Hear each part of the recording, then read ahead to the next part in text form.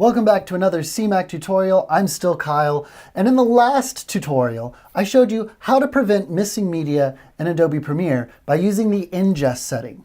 Now this tutorial, I wanted to show you how to do the same thing in Final Cut. Again, if you have a library that has missing media, you just gotta go File, Relink Media, and go find your files. Hopefully they're still on your hard drive or SD card, and then you can import them again. But if you can't find the media, you may be in trouble. To prevent this from happening, the first step is to make sure your library file is saved to your external hard drive. So I'm gonna make a new library file by going File, New, Library.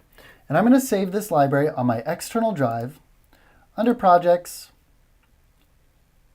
CMAC Tutorials, and I already have a folder for this ingest tutorial. Now that my library is saved to my external hard drive, I can import footage and tell Final Cut to copy the files over. So I'm going to click the Import button, the downward arrow in the top left-hand corner, select the file that I need to import, and make sure the Copy to Radio button is selected under the Files option on the right-hand side of the import window.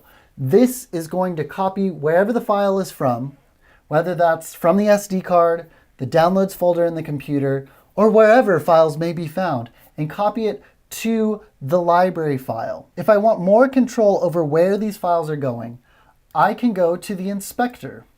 I'll select my library on the left and go to the inspector and select Modify Settings for Storage Locations.